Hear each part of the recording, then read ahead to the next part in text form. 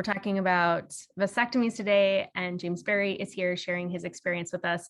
I forgot to hit record at the beginning, but we're going to jump in where we were. We haven't gotten too detailed into it yet. So you can go ahead and continue. Well, so the interesting piece when I was getting my vasectomy is the doctor said, "Oh, well, your sperm, that if any comes out, it will just go into your bloodstream." And he kind of made it sound like almost like, well, if the seal doesn't work, it's still okay. And you actually want it to come into your bloodstream so that your body starts to basically, like, I didn't really understand it, but like process it or kind of like reject it or whatever it is. And I just remember that feeling of, like, after the procedure was done, that of course there is a little bit of healing going on. I mean, it doesn't hurt per se. It's just uncomfortable. It's like a pressure. But I remember that, like, the first time I did ejaculate after getting it, it was like this, it had this weird feeling, like, and I don't know if I can fully describe it, but the image that kept going through my head was that my sperm was now going into my bloodstream. Like, that's the image I kept getting. It wasn't coming out. It was like going somewhere else. Yeah, it felt, and it had that feeling of like that something else was happening that it wasn't supposed to do. And that lasted, that feeling, it's an uncomfortable feeling, and it lasted probably for like a good week or two. Because your sex drive, I mean, like, they talk about how it doesn't affect your sex drive. And I think that that's true. I mean, at least that's been my experience. My sex drive is still high, but also, it's hard to say, right? Because a lot of times when men are getting a vasectomy, I'm generalizing here, but I imagine they're already in their 40s, right? Or somewhere around. It's after they're clear that they don't want to have kids. Mm-hmm. And so you're already in a decline around your testosterone. So is it because of the vasectomy, or is it because you're getting older? It's like, it's really hard to tell. I mean, so I kind of see causation or correlation. Yeah. I mean, and it could be both. It could be one, could be the other, could be both. But I mean, I personally look at hormone health as something we all should be looking at, no matter what, whether you've had a vasectomy or any procedure. You should be still looking at your hormone health, no different than if your eyes start to get blurry as you get older. It's like we have the tools now to look at our hormones and to support them. So we might as well get support with it. Well, I feel like that's where the vasectomy, though, comes into bigger play. As we were saying earlier, like, up until this point, so much of it is on the female partner in the relationship, even as far as like getting cycles, right? We've been having cycles our whole life, and our body has been telling us, like, oh, make a baby, or, there's ovulation and so many things that we go through. And then the whole pregnancy process and postpartum and the healing. And then even if we want to do something as far as permanent birth control, such as getting your tubes tied or hysterectomy, those also affect your hormones. So vasectomy is kind of the only option that they say that is permanent that will not affect hormones, really. Yeah. And I honestly don't buy that. I mean, I think a lot of Western medicine doesn't look at certain things, so they don't have the data for certain things. So of course, if they're not doing the research on these things, and they'll say, well, of course it doesn't cause that. But I mean, I remember before I even got the procedure, one of the creators of the NTA program, Gray Graham, and I were talking, and I was kind of sharing with him that I might be doing this procedure, but I was nervous. And he said, oh, I wouldn't do it. And I said, why? And he said, well, there's studies that show that it affects your hormones, and that it negatively affects your hormones. And I was like, really? And like, I don't know. And that's all he said. He didn't really go into any details, and but his opinion, and he's a very naturopathic person, it was that it wasn't a good thing. And he was, I don't remember how old he was when we talked, but I think he's in his 60s, potentially even late 60s. I don't know. So no one talks about it, though. I mean, not even when you go for your initial with vasectomy, they give you a list of things that could affect. It could affect erectile You could have erectile dysfunction. You could have pain. They talk about pain when you do ejaculate or have an Yeah. erection. They talk about those things, but no one talks about hormones or kind of anything kind of more nutrition related or anything like that. No one talks about that. Well, I feel like it's not even talked about on the female end either, because I know somebody who recently got their tubes tied, and they were saying that basically what the doctor was telling them was that it wasn't going to like affect that much, pretty much like with it, but it does. Like, I mean, all these things, if you think of your body as a whole and how different things lead to, like, everything's connected. So there has to be something there, obviously. But, I always think about it. Well, the way I look at it is like kind of like the gallbladder, right? Doctors are very quick to remove gallbladders when there's issues, but I haven't heard of a doctor yet. So I'll talk to the person who's had their gallbladder removed, and not a single person tells me yet that their doctor tells them, oh, well, once we remove your gallbladder, you'll have trouble digesting fats. Like, none of them talk about it. Does that mean because it doesn't affect the digestion of fats, or because they don't know about that, or they don't think about that? I think it's more the latter. That's not nutrition, and how food affects how your body and food correlate and mix well together. It's like, that's not a doctor's priority. That's not what they're studying. And I'm not trying to diss any doctors. I get it. Like, you have already so much you have to learn when you're in medical school, and that's just not covered. I think they get like 2 weeks of nutrition. So, I get that they are not discussing it, but it's a big issue. It doesn't mean it doesn't exist. Like, you get your gallbladder removed, you cannot digest fats. Like, you need now support. You need to take a supplement now to help you. Yeah. So I don't know. That's typically where I go, is like, well, just because it's not being discussed doesn't mean it doesn't happen.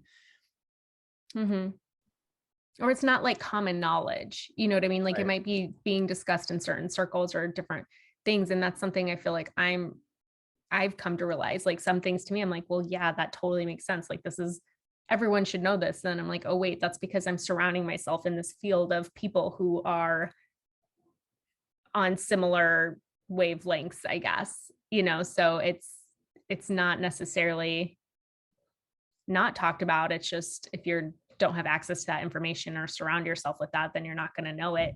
And I got my appendix removed when I was 12. That's 12. Wow. And I didn't know until, like, people say there's no reason to have an appendix. It doesn't really have a function, right?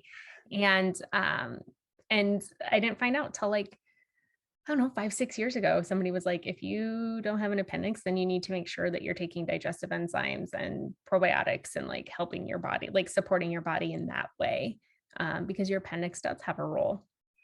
And when you So, started supporting yourself in that way, did you notice a difference, or? um, yes, yes and no. I actually need to, like, go back and work with somebody. I have lots of gut issues. So I'm like, I need to, I feel like I haven't been great at, like, doing things consistently. And so I need to go back and work with somebody again, because I think that I'm pretty positive I have, like, a histamine. I react to histamines very easily, and I have some other stuff going on. So, but growing up, I did have tons of stomach issues. In high school, I'm like, I just have IBS. Like, that's what I self-diagnosed myself with in high school, because I just constantly was bloated. I had a lot of gas. I just had tons of digestive issues. And then even in my 20s, like, I worked with a doctor who came on this podcast a few years ago before I got pregnant with my daughter. And I did some tests with him. And once I started taking some herbal supplements and different things, I was like, the first time in years I wasn't bloated, and that I actually had, like, a solid poop. Like, I'm like, oh my gosh, like, this is crazy. Like, I didn't know that could happen, but now I feel like I'm back to, like, being, like, not feeling great. So I need to, like, get some work done again. But these things do have functions, right? And when they took my appendix out, like, finding out, like, in hindsight, they shouldn't have. I was really sick. I ended up in the hospital. My stomach hurt really bad. I was pooping out blood, and they're like, we're pretty sure it's her appendix. We're like, we can do a scan and make sure, or we can just, like, go in there and get it out. My mom's like, just do whatever you think you should do. So they went in there, they removed my appendix, but afterwards told me and my parents, it wasn't even my appendix, but they decided to just take it out to save me from like further Oh, issues. yeah. Right. I've heard Like, that before. right. So it's like, they were like, no, it was just like the lymph nodes in your stomach were swollen and other things, but we just removed your appendix anyways. And it's like, wait, so now you're just taking out organs that don't need to be taken out. Um, so yeah, I mean, everything does have a function, and in when it comes to like emergency care, like if I do get, if I break my arm or something happens, for sure I'm going to the doctor. For sure I'm trusting them to give me the best, medical like help that I need. But when it comes to the hormone health and nutritional things, I've found that kind of going an alternative route has always been better. Yeah. I mean, and that's the truth. Is like, I found that as well, but I definitely believe everyone's got to have their journey. Everyone's got to find their way with what works for them, because at the end of the day, it's you and your choice, right? You have to be grounded and feel good about the choice you made. And I I- when I was struggling with the vasectomy, so we had our second child, and we were clear that was it for us. Um, but I kind of dragged my feet for a year, because it was, my wife was kind of like, well, it's your turn, like Mhm. I birthed two babies, and I fully acknowledge, like, women give up, of course, more than their body, but they truly sacrifice their body, in a pregnancy, particularly multiple pregnancies. I mean, they women are, it's an amazing feat, and I don't ever want to undermine that. And anyone that does, I think, is hugely mistaken. It takes immense amount of strength, stamina, and courage to have a child. And watching my wife go through that, I definitely felt that. I felt the immensity of the decision we made to have a child. I felt the immensity of the process, of giving birth. Our first child was a C-section. Our second child was natural birth, and so I got to experience both. The kind of surgical procedural one, and the one that nature intended. Um, and I just saw both were intense. And but I dragged my feet for a year, and it was because there was I had this strong instinct for a while that that something was going to go wrong if I got a vasectomy. I don't know. I cannot tell you why. I just had this very strong feeling that if I got it, it wouldn't go well, that I would end up living with some kind of pain, or something was going to be off. And fortunately, my wife kind of honored my process. And like, so for a year, we kind of just, did other kind of protection, and and took care of ourselves around that, to make sure that we didn't have another pregnancy. But then after that year, something changed in me. I suddenly felt like, okay, I think I'm okay to do this. And I went and did it, and it was uncomfortable. And I did feel, some kind of, it does feel kind of bizarre, probably for the first year. Every time I ejaculated, it felt weird. So it Mhm. wasn't just, I know they talk about like a few weeks after, or a few months, but I felt it probably the first year. And if I have too many ejaculations in like a day or a 24-hour period, like, then it does start to feel weird. And I can't say to you, oh, that's because of the vasectomy. I don't know, but I don't remember having that issue before the vasectomy. Um, so, but the feeling of the weirdness doesn't outweigh like the protection we have now. I mean, the fact Mhm. that we don't have to worry about getting pregnant again, um, the fact that it just feels like we can fully just enjoy our connecting, and our intimacy, and not have any kind of heady experience around, oh, like, did I pull out early enough? Did the Mhm. condom break? Whatever, whatever protection people are using. And particularly one thing that also doesn't get talked about enough, and I'm kind of diverging a little bit here, is like what women are recommending, like IUDs, like not enough people talk about, like that stuff is messes with the woman's body. Like the options for preventing a birth or, pregnancy aren't great in my Mm-hmm. judgment. I think condoms are fine. Like I think those are kind of like the safest non-invasive, options, but all the other ones kind of suck in my opinion. And Right. they don't get talked to the way they affect um, women's health, because most of them are on the women. The fact that that's not even talked about is a big, I have a big complaint around that. Like there's a lot Mm-hmm. of people that are getting injured that are not getting their periods even for, months to years after they've stopped taking that stuff, who have major health issues because of that stuff. So to me, those aren't great options. So getting a vasectomy was kind of like, well, if those ones aren't good, then this is kind of the next best thing. And and if you were to ask me like, well, are you glad you got it? I would say yes, I am. Mm-hmm. Mm-hmm. Yeah, I was a little nervous because I'm like, oh, great. Is he going to be like, no? And then my husband's going to listen to this and he's not ever going to want to. I'm like, is he going to talk my husband out of wanting to get one?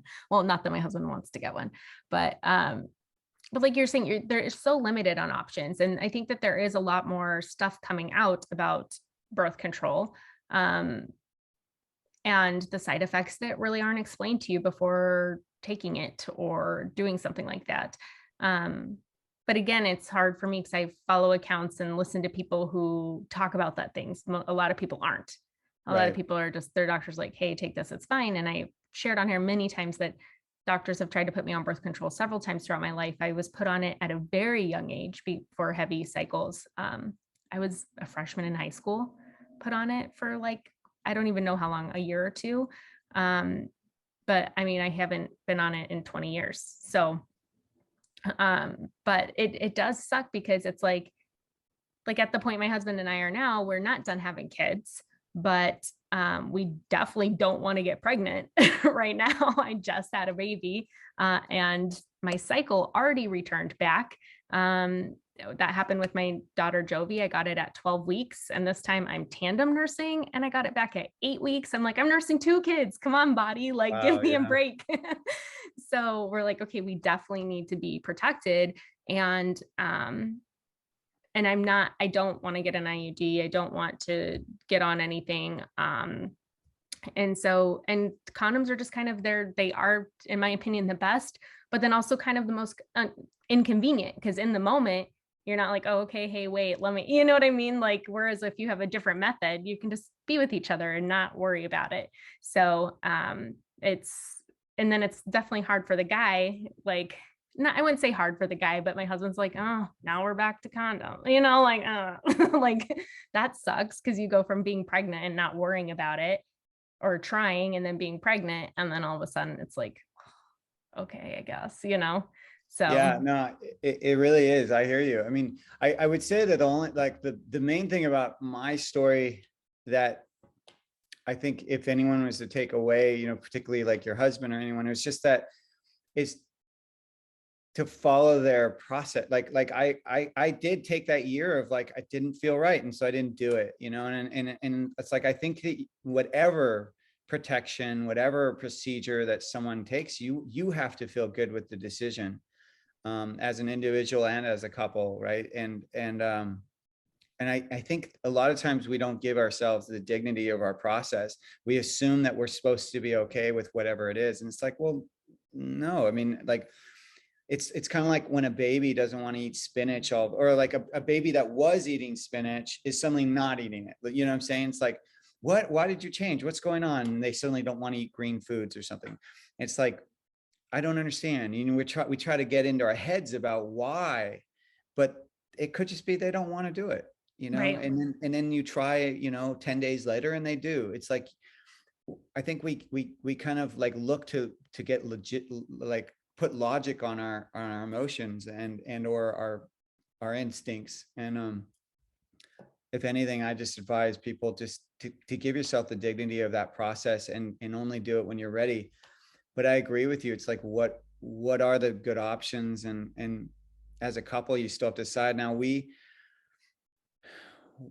the one good thing about when you're in a relationship, that one that that you are choosing, lovingly, and you're involved in, and you are kind of assuming that it will be forever, right? Um, when you're in that relationship, I guess you can take more risks than you would otherwise. For those people that aren't in marriages or aren't in committed relationships, um, you guys could potentially follow your cycle. You could do pull-out method. You could do all these different things. And it would suck if you got pregnant too soon, but it wouldn't be an end game, right? It wouldn't be like, oh, well, we were already thinking of having another kid anyway. It's just sooner. You know what I mean? Mm-hmm. So at least you have that freedom. But I agree with you. I still think condoms are, I don't understand the generation of people that are like these young 17-year-olds. I remember when I was in college, or even after, well, I used to substitute teach. So after college in my 20s, I was in the high schools, and I would sometimes talk openly with kids about health and sexuality and things like that. And they would tell me like, oh, we don't like wearing condoms. I mean, these like 16, 17-year-olds. I'm like, are you guys like, what are you talking Idiots. about? You're an idiot. Like, what do you like? They're like, we just pull out. I'm like, you don't, what? Like, you don't like the way condoms feel? You Like, like how get fatherhood over it. feels? Like, Yeah. I'm like, get over it. Like, having a child when you're, at any age is not easy. And you're not thinking of you're not thinking the big picture, because having the discomfort of having a condom, which I think is BS. People that are like, oh, it's not as intimate. It's like, no, it is whatever you want it to be. I mean, having sex is not just about intercourse, and it's like, it's about being intimate with that person. And it's like, a condom is not going to affect that intimacy. It's like, right. intimacy is so much bigger than the penis and the vagina. You know what I mean? It's so much bigger than that. And if you're thinking that that is all that intimacy is, then you're thinking too small. Mm-hmm. Right. And I think, to add to your point, just kind of like, like, let's say my husband and I, for example, like, we don't want to get pregnant for a while. If we did, no, it wouldn't be the end of the world. But it is so much more. And obviously, like, in order for us to like have a stress-free experience, the condom is kind of the best resort of that. And then eventually maybe the vasectomy. I'm glad you shared though, because I think that honoring that process, like you said, I mean, I feel like what I took away from it is like, when we know we're done having kids, like, not to rush veto, to be like, okay, come on, snip, snip, snip, right? That's like when people say snip, snip, Yeah. time to get a vasectomy, snip, snip. Well, just kind of like not rushing that if that's not where he's at. And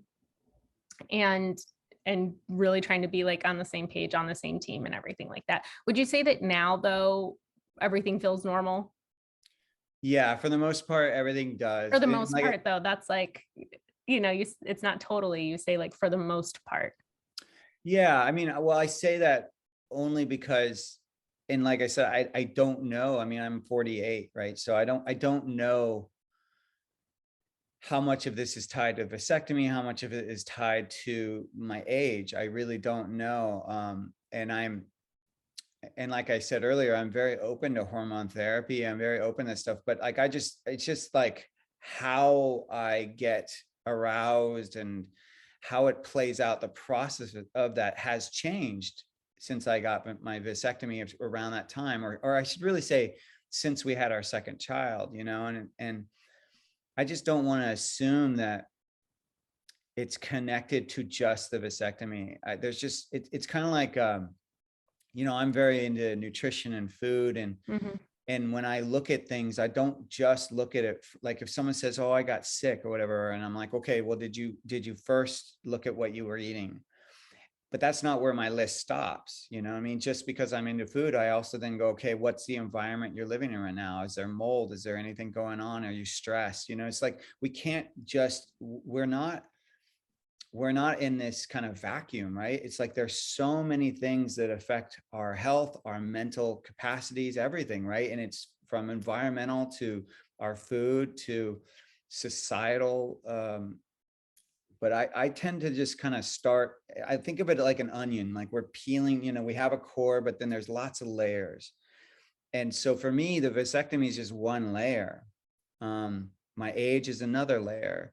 Um, my psychological state, my mental state is another layer. How I'm eating on a day-to-day basis is another layer. My stress level is another layer. And so I'm always trying to look at every layer, not just the one. But if I just focus on the vasectomy, I am glad I made the decision. I'm glad on a few points. I'm glad that I took the hit. Like, I'm glad that I wasn't relying on my partner to again take another physical hit when she already did birth two children.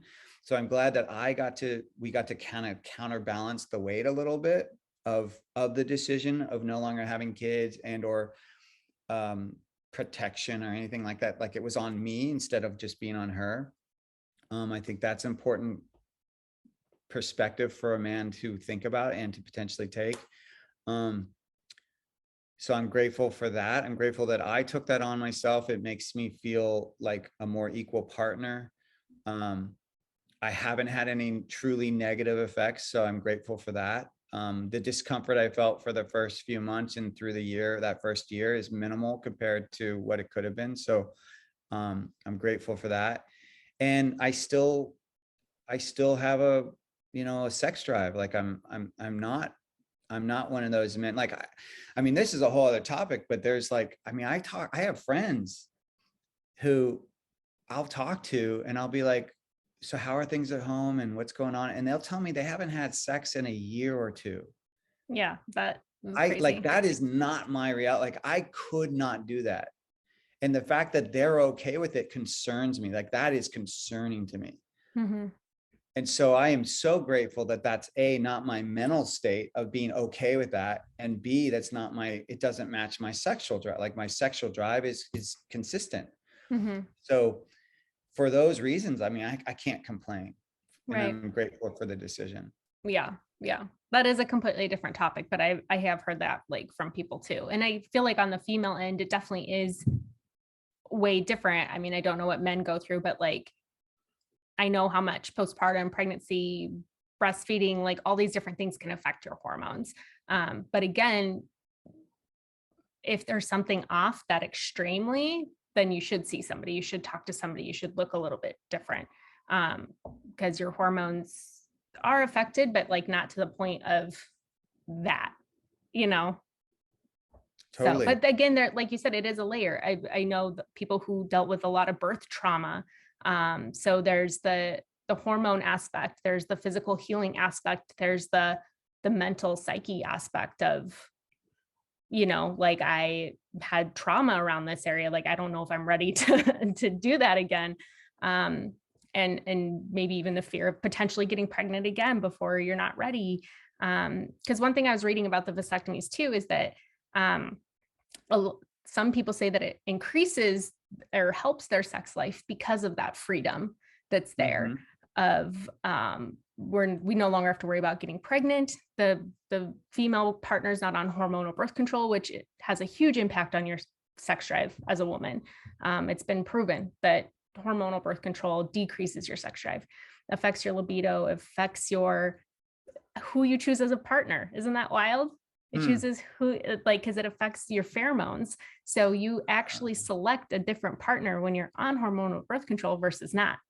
Um, Interesting. there's some very interesting studies on that because you're attracted to different pheromones.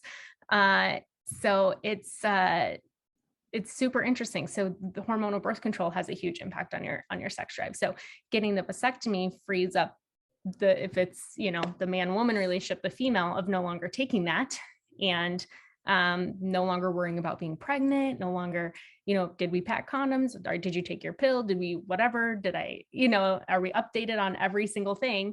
And then you have that freedom of being intimate in the moment and not worrying about all the other things. So I was reading that about the vasectomy too, that it can potentially increase or help with the sex life because of taking that aspect out.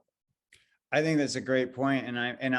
Honestly, everyone I spoke, so I did a lot of research in terms of talking to people who have had it before I did mine. And every single male that I talked to, they all said that was the upside, that they were so happy to have that stress-free sex. And most of them described it as the best decision they've ever made. Mhm. So yeah, I think that's a great perspective and an accurate one. I mean, I would agree. I mean, it's kind of interesting though, like, cause for my wife and I, we weren't as stressed, well, I guess there were points. There were definitely points where like, oh my God, we really do not want to get pregnant right now. But there was also a period where we were like, if it happens, it happens. Like we're okay with it. So I think because for the last, we've been married like 11 years. So probably for like the last 8, like it was a non-issue. You know what I mean? It was kind of like, if it happens, it happens. Like we're okay. So Mhm. so we weren't as stressed around that. Um, but yeah, I would definitely say like it's nice to know. It's kind of like it's kind of a funny joke too. I mean, and I'm truly trying to just be funny here, but like when the man has had a vasectomy, there is kind of this internal joke of like, well, if she gets pregnant, it wasn't for me. Right, Like right, you kind right. of know, like my wife has been hooking up with somebody else. That's not mine. Yeah, so it's kind of it's a little bit of a funny joke, but yeah, I mean, I think in general for those listening, like I think I think it's an important option. It's a good option. I think though that following your process though, and just giving yourself the dignity of like whatever process you have around it, like, and if fear, because I was afraid at one, I mean, for a part, like I genuinely had fear around it. I was worried that it wouldn't do what I needed it to do, and I needed to have the freedom to do that. And my wife and I really, we had a whole discussion. We sat down, we talked about it, and I just said, look, there's something in me that's just saying no right now, and I have to trust that. And can you just honor that with me? And she said yes. She said absolutely. And Mhm. having her as a partner and kind of acknowledging my feelings and the things that were coming up for me really did help me with the process. And like I said, it eventually passed, but I'm Mhm. just so happy I gave myself that process. Mhm. And the more men out there that, and women that can allow themselves to have that, I think you'd even find even more intimacy as a couple, because when you come to your partner with that vulnerability, which most men do not, they don't talk about it. That's why vasectomies aren't talked about much, right? Because most men Mhm. don't talk about the discomforts or anything that come with it, or the fears or anything, the concerns. They just don't talk about it. I'm not sure why, but we just tend to be more kind of internal with that stuff. And I think though that it says a lot if you can actually bring that part of yourself to your partner, be in that vulnerable place, and then make that decision together is also an intimate act. Mhm. Mhm. Yeah. Mhm. Well, then I would encourage, because it's mostly women listening, if you're trying to get your partner to have a vasectomy, to either start that conversation or see if they'd be willing to listen to this episode, um, just to hear from another guy who's gone through it and did it and who did have fear surrounding it. And, like, I feel like you explained so much in this, um, and even how you talked about how you were grateful that you could take on that role and not put another thing on your partner because you saw everything that she went through. And I think that that's probably the hard thing too, is when couples come to this point and a guy's like, I don't want to do it. And then, the woman's like, okay, but I've done so much, physically. So it's your turn. And it's hard. It's a hard conversation because I don't want to feel like forcing you into something that you don't want to do. Um, but also feeling like my body's tapped. Like I don't want to put another thing in there that doesn't go in there, or take another pill or whatever it is. Or we can just use condoms forever, whatever. Like, but it's like such a hard conversation. And I think really digging down to where each of you is coming from and then allowing that process, like you said, could kind of help the intimacy and then even help your partners get to that point where they're like, okay, I'm ready. Um, could help your relationship and end up in the decision that you want it to be in anyways, versus being like, you have to go do it. You have to go do it. Right. Well, and that sucks. I mean, women are the drivers of health, women are the drivers of health and sometimes even home, like just of the stability around the home. And it sucks. It sucks for anyone to be in that position where they're having to convince someone to do something that they believe is good for the whole. That is not just like a selfish act, but it's like, I truly believe this is good for our community, is good for our family, whatever it is. And so I'm, if that is, if anyone's listening, if that's your situation, I'm sorry. Like, I wish it wasn't. And I hope that, you can encourage your partner, your male partner, to listen to this program, because I really do believe that men got to get a little bit more, they got to get more in line with like the power that women bring to the relationship, and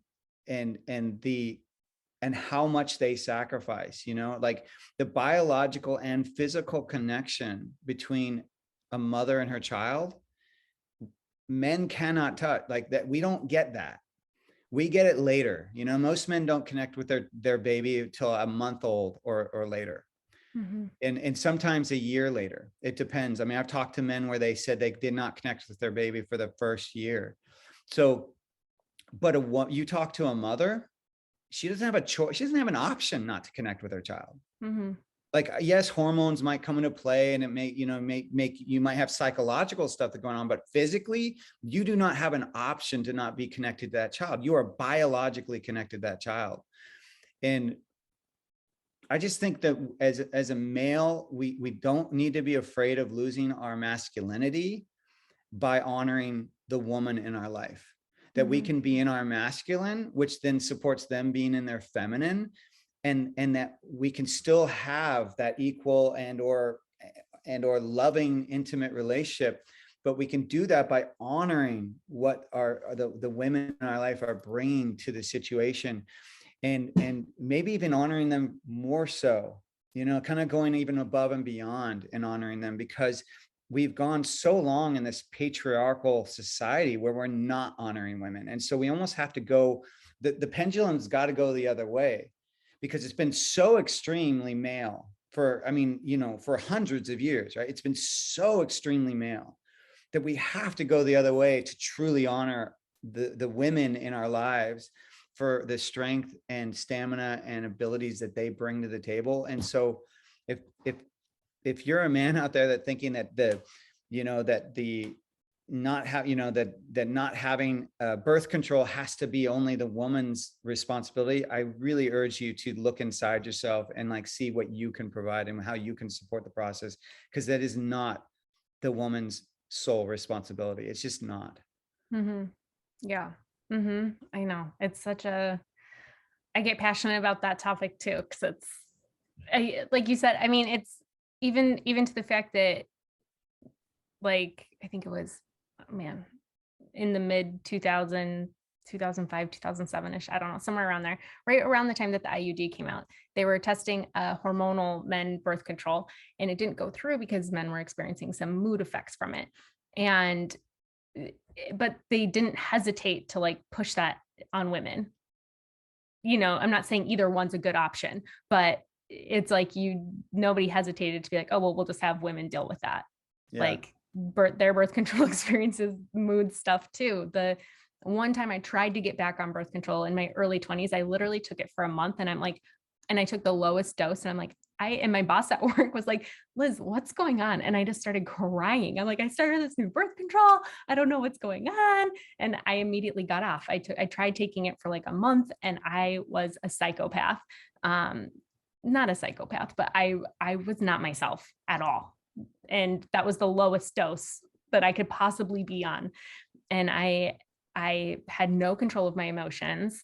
It was crazy. And I'm like, I'm never doing this again. So that would like completely solidified that for me. But I know that's not everybody's experience. But it has just kind of been like, okay, well, women can just keep taking it, or women can just keep doing this, instead of looking for other options, which I don't think there ever will probably be a good option besides just condoms or natural family planning if you're actually doing it right, and things like that. But I mean, that also takes time and whatever. But you like just the only thing I guess really is when you've already gone through menopause or your partner has a vasectomy, or, like it's, what are the really good options here? There's not tons. Yeah, I mean, I know we haven't brought up what is it? Is it the sponge or the cup? I know that there's basically like a woman's kind of version of the condom, but it's internal, right? Right. Yeah. I don't know much about that. Yeah, you're right. Yeah. So I know we haven't talked about that, but I imagine so that's kind of similar to the female's protection, natural protection, but of course you still have to be worried about, sexual transmitted diseases, things like that, which is a very important consideration. But the question that's coming up for me that I don't know if we can, either of us can truly answer since our children are so young, but it does bring up the question of like, okay, so we have daughters. So what are we going to have our daughters do when they're Mhm. of sexual age? Mhm. Right? Because we're Well, saying we I don't think, want them, because most parents talk about it from a perspective of like, well, I get my child on the pill because I don't want them to be in that situation of getting pregnant. So I know that it's precautionary for a lot of people, like just Mhm. knowing that their child is going to be sexually active, that they can't rely on the boy. I'm saying boy because we're talking teenagers, right? So they can't rely on the boy being the responsible one, and that as a parent, you're teaching your child to be responsible for themselves, Mhm. right? So I know a lot of parents do that. I know sometimes they also use the philosophy or the perspective of like, oh, my child has such horrible Like skin. no, well, Oh, that it might be that, but no, horrible periods. right. And their doctors will tell them, oh, we'll get them on the pill and that will help to limit their flow or stop their flow, which I don't agree. That is not a good philosophy, because usually if a girl is having, or a woman is having menstruation that's severe, it's probably can be dealt with nutritionally. So Right. that you should see a practitioner, not your doctor, and get them on the pill, but you should actually be looking at other things. So definitely Right. recommend that. But it does beg, that question of like, as a parent, what are you I going to advocate your child to do? Um, and I mean, I don't know yet, because my kids, my oldest is going to be 10. So I'm not at that age yet where I'm having to think about it. But to answer, here's one thought to the answer. I don't want to pretend it's an accurate one, because like I said, I'm, only the parent that's in the situation can answer this question. But I do think it's interesting that sexual contact was previously talked about in a way as though the boy is going to be dominant, and that they're potentially going to put that female in a position where if she doesn't want to, or she says, hey, put on a condom, that he may not abide it or honor it, right? And so I think the conversation for a long time now has been like the female is in a submissive um, position, and Mhm. that the male is in a, an offensive position, and that they're going to dominate a dominant position. And I would like to offer that maybe that's where it starts. Like the conversation needs to start there, like with parents that have boys, that we need to start talking about like making sure that no means no, and like honoring, them honoring the sexual act. Like I think conversations have to start young, where we're modeling how to treat women, and honoring them, and how to, and not just women, but in general, honoring, being a first time listener, and honoring people's choices, and not being defensive and or like judgmental of what they're doing, or try to negotiate with them, like, oh no, don't you really want it, and you're saying no, but that kind of stuff, that bullshit. Oh, come on. Yeah, like, so I think it's got to start then for the parents that have males, and I think the same for the parents that have females, that we have to have those conversations where it's like, if the situation is not what you want, you need to get out of it or change it. Like no ifs, ands, or buts. And teaching our kids to listen to their bodies, to trust their instincts, to really like, because we get red flags, and you walk into certain situations, Right. You know, your skin the hairs on your arm kind of prickle, right? When you know it, your body knows something's off. And to really teach our young kids to honor that. And it kind of does go back, I guess this does kind of connect to my point of my process with my vasectomy. It's like, let's teach the kids that no matter what the emotion is, that we, instead of judging that emotion, that we honor the process of whatever we're feeling. So if we're feeling sorrow, then feel fucking sorrow, like cry like you've never cried. If you're feeling happy, then smile and be excited and share it with the world. Like, don't limit whatever that emotion is. And let's, like, by putting a judgment on it, you know, maybe that's where it starts. And then maybe we can start to change that dynamic, because it's ultimately, that's the dynamic we're talking about. This would be a non-topic in terms of, you know, sexual protection. It would be a non-topic if we lived in a society where what a woman says is what goes, right?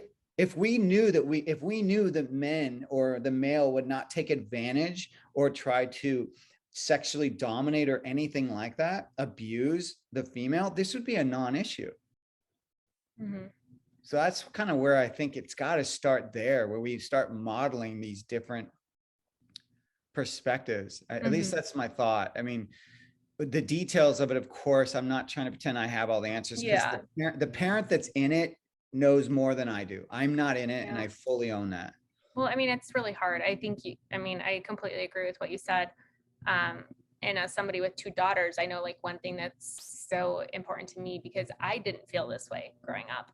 I mean, thankfully I haven't had like horrible experiences, but I think because of some of my religious background and some other things that I was taught, I really didn't know how to say no. Once I was past a certain point in a situation, kind of taught that, like, the female body's a temptation and you're the one that made him feel this way and it's your responsibility, you know what I mean, type of thing. And that is something for sure I'm going to teach my daughters, is no means no. And, like, you are not responsible for anything. It doesn't matter at what point you get to. You walk out, you're done. Like, you do not owe anybody anything just because you got to a certain point sexually or whatever it is. Like, you can stop at any point. You don't have to follow through, or, you know, like, it's not your responsibility. So that, I know for me, is a huge thing that I will teach my daughters, because I didn't feel like I could confidently say no grown, like, in a relationship when I was younger. So I think that is really important. And then if we ever do have sons, I know that that's a big point too. Like, my husband and I have that conversation all the time, because he was a very respectful and responsible young man. And I'm like, okay, so if we have a son, I'm like, how do we get him to be kind of how you were? And he's like, you scare the shit out of him. That's what you do. He's like, that's what my parents did with me. They were like, don't you ever dishonor this family. Yeah, right. That's definitely how a lot of us were raised. I know. It's interesting. I mean, a lot of it, you know, we're talking about, like, how do we teach our kids? So, like, we can verbalize it as much as we want, but the truth is it's exactly, I think, what you're saying right now, which is it's modeled by the parents or the people in that are in the dominant role of the family, right? It's modeled by us. And we, like, you know, like, one way that I model it at home is, you know, my wife might say something, and then my kids, well, it's not even if she says something, if they try to, if they are rude to her, I stand up for her. Like, not that she can't stand up for herself, but I'm just saying, you know, sometimes in a family unit, you know, you have kids and they'll be rude. They'll just be rude to one or the other. And so I'm always trying to be consciously modeling to my kids, like, that I value their mom, that I respect her, and I treat her with respect, because that's, you know, and that they need to follow suit. So am I scaring them in doing that? I don't know, but I don't think I am, but I'm more, you know what I mean? So it's not that way that I think my parents, and sounds like your husband's parents, kind of scared us into being, but I'm definitely trying to stand in the persona and the ethics and the world that I want my kids to be co-creating. Like I am trying to be held accountable for my choices and then how I'm showing up. And it's got to start like in those moments where like you don't want to be modeling that disrespect. And particularly as a, well, I was going to say particularly as a male, but I think it goes both ways. You don't want to shame, you know, you don't want mothers out there. You don't want to be shaming your partner, because then you're basically, you know, you're making men small. It's like, we don't need to make each other small to be great. We shouldn't. And if that's the relationship you have, then that's sad, because it doesn't have to be that way. I think that we can honor our processes, we can treat each other kindly, and we can model, still be in the masculine and feminine. I keep kind of honing in on that, because I think a lot of times men get confused with, well, to be masculine, I have to be in the dominant position. It's like, no, you don't. Masculinity does not necessarily mean being the dominant one. It doesn't. It's just being in your masculine. It can mean being a great hugger. It can be, you know, being a loving support, being the person that can come into the situation and be like, it's going to be okay. You know, it could be it can be someone who's crying. You know, your masculinity is a huge plethora of emotions. And I think when we limit either of our femininity or masculinity into a certain, you know, category, we're making a huge disservice to our humanity. Yeah. Yeah, I agree with that. I think that there's a lot of incorrect why can't I say the word right now? Ideologies. Yes, out there, with masculinity and especially how we grew up. And I do think that there is a huge shift changing that, but I think that it all does come into play. Like you're saying, if we could just come to a place where we're honoring how we feel, and that it's okay to feel certain things and able to have conversations, none of this stuff would be like issues. So it was a super interesting topic today. I feel like we talked about organ meats last year. This year, vasectomies and all of this, and I'm sure we're going to find another topic to talk about again one day, because I feel like you're just such an interesting person, and it's hard to find men to have certain conversations with too. But also you're very knowledgeable and you're filled with health and food and all of that, which I'm also passionate about. So you have a lot of expertise and topics to share. So I'm sure you're going to be back on the podcast talking about something. Oh, that'd be super fun. You know, if I may, I just want to add one thing, because sometimes I get hits, and I always feel like, oh, I just need to share this, and maybe there'll be some value to you or even your audience who've been listening. But I want to just commend you for just speaking up about how you didn't feel you had a voice. You didn't have that voice when you were younger, the ability to say no. That is, like, to me, like 85% of the process. It's just acknowledging what you were and didn't have, you know, just acknowledging like this is what happened when I was a kid, and it didn't feel right, you know, whatever it is. So kind of knowing where you want to go, right, is half the product or half the process. But the other piece is like, so you talked about how I want to teach my kids that. Well, ultimately the question comes up to me, well, how do we teach our kids that? And one answer that popped into my head was that you teach them obviously to have a voice, but how do you teach a kid to have a voice?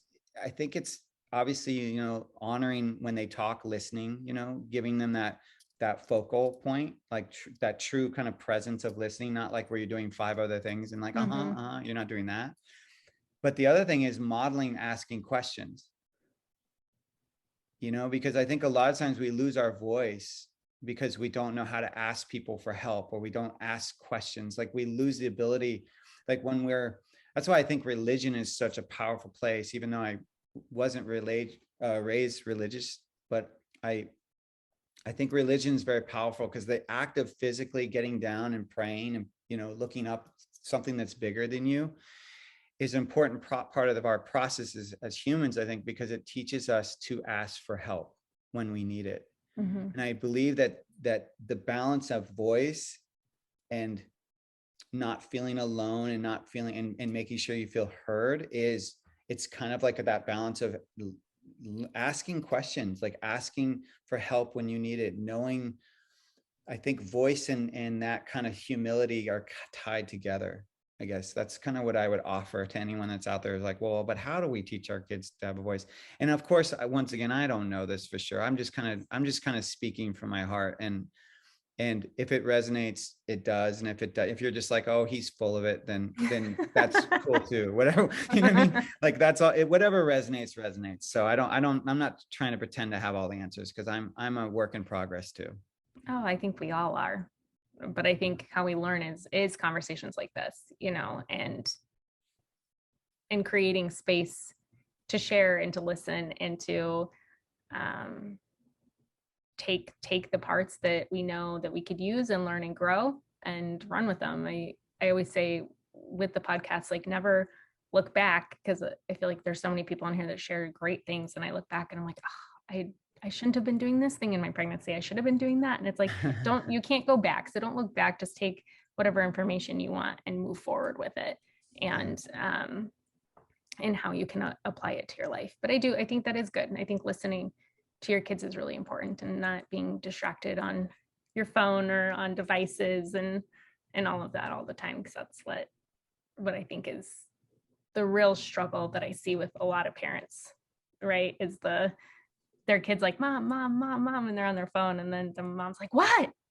And it's like, why are you mad at your kid? Your kid's like, hey, hello. You know what I mean? Like, I'm right here trying to talk to you. And like, you're the one just not paying attention. Although there are times this morning, I mean, my daughter was she bumped her head on the table, then I was trying to make breakfast, like just full meltdown mode, like screaming. And I'm like, Jovi, like we have to eat, like I'm just trying to like nurture her and love her, but also be like, we have to feed ourselves too, like I can hold you while I do this, but I have to set you down while I do that. And it was just, my husband called, he's like, well, what is going on there? And I'm like, full meltdown mode, like it just screaming in the background. Yeah, you can only do what you can do in a moment. And I mean, that's the thing. It's like, once again, we're not in a bubble. So obviously not every single, like, because there's obviously a flip side to this, right? Because if you're always being so attentive to your child, then you're creating this false world where they think that they're the center of attention, and they're not. I mean, that's just not the way the world works, right? Like, but I think so like many. what you said, like listening though, that's important. Like when they're talking Yeah. to you, and then even asking questions. Yeah. I think that those are two really good points, because obviously your kid's gonna talk, and you can be like, okay, like now it's our time to talk, or now it's, you Yeah. can put boundaries around things, but don't just like ignore your child completely. Yeah. And I find that one of the best ways to value what they're saying is to ask questions around it. Cause I think a lot of times, like, kids can say sometimes things that are bizarre, or you just, as an adult, you're just like, and you don't really, like, you're not actually listening. They say it and you're just like, oh yeah, sure. You just kind of brush it off. But I think it's giving them the wrong impression. It's giving them that impression of like, well, what their individual thoughts, what their voice is sharing is not valuable. And so however we can kind of give them that, or model that value to them, I find that when they say stuff, I'm listening, usually, right? That kind of clear one-on-one listening. But then also I'll ask questions around, I'm like, well, what do you mean when you say this guy was crying? Whatever it is, Yeah. whatever it is. It's like, well, what does that mean to you? I find myself asking that a lot, because I want to know, what does this mean to you? I know when people say, the sky is crying, I know what they think that means, but what does that mean to you? Yeah. Yeah. Very, very interesting. I feel like my daughter wouldn't know how to answer that question yet, but she's at the phase where she's talking a lot. So there's a lot of interpretation, and asking questions to try to figure out what she's saying for sure. Like you're like piecing things together. But How old is she now? she's, let's see, 20 months, somewhere between a year and a half and 2. She's 20 months. She'll be 2 September 1st. But Your she oldest is talks. 2? Yeah. She's Oh my not even gosh. 2. My kids are exactly 18 months apart. Oh So, my gosh. but yeah, she's like, nonstop talking, and she'll be like, oh, Tula crying, Papa working, Mama cooking. Like she's putting sentences together, and it's so much fun. It's so much fun watching them and seeing how their mind ticks. And I think staying curious as a parent is important. Staying curious about your kids and about your partner. Yeah, too. no, I think you're right. And you're right. The age you're at with them is very, like I'm at 10 and 6. So it's very different. And, once again, we honor each stage and honor, where you're at with them, and as much as you can, just honor that process. So Yeah, for sure. this has been fun though. I of course didn't know how this was all going to go, but it's been fun talking about this stuff. So thanks for having me on. Yeah, thank you so much for coming on. I know last time you were on the podcast, we talked like forever. I feel like it was almost like a 2-hour podcast. And so my mom's watching the kids. She's like, how long are you going to podcast? I'm like, I don't know. I'm like, who knows James, where this is going to go? A 3-hour. I don't know where it's going to go. I don't know what's going to happen. But yeah, I want to thank you so much for coming on and being willing to share, because just kind of opening that masculine sharing vasectomy, it's not, like you said, it's not something that's really talked about. So I just want to thank you so much for your time and your energy and coming on and sharing with us today.